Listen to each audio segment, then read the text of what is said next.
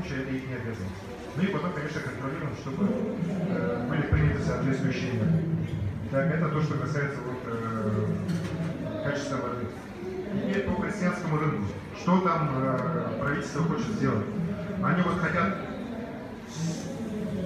ту часть, которая была построена лет 10 назад, по-моему, павильон перед крестьянским рынком на территории самого рынка, все снести, так, оставить только старое здание крестьянского рынка и поставить вот на месте этого снесенных вот этих павильонов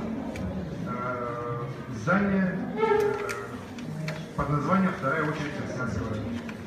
Проект очень дорогой, по-моему, порядка, если не ошибаюсь, около чуть меньше миллиарда рублей. Вот. Земля государственная, принадлежит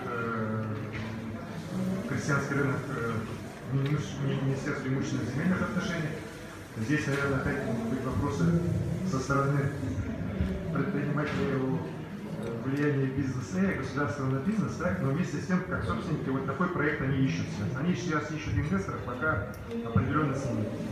Конкретного проекта на утверждение городской администрации они еще не внесли. Что касается вообще, что бы мы предложили, да? У меня вообще идея, что в южной части города у нас должен появиться еще минимум один нормальный рынок сельхозпродукции. Сопоставимые с рынком сельского, где могли бы, и местные наши компании уже работать. Но это должен сделать бизнес. Мы, в принципе, имеем там определенные взгляды на развитие территории, активно застройка идет со стороны ПСК, Прометея, Сядь-5. Город в целом будет в ту сторону развиваться, особенно если воинская часть начнет застраиваться. Соответственно, потребность в таких крупных, в том числе торговых объектах, она есть. И, конечно, было бы лучше, если бы там еще один такой рынок сельхозпродукции крупный возник. Но я еще раз говорю, я возражаю против того, чтобы это была какая-то, опять же, муниципальный рынок, как нам предлагается.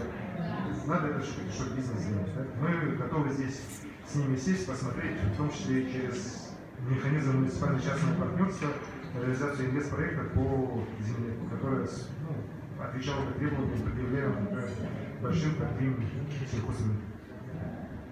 Спасибо. У меня вопрос.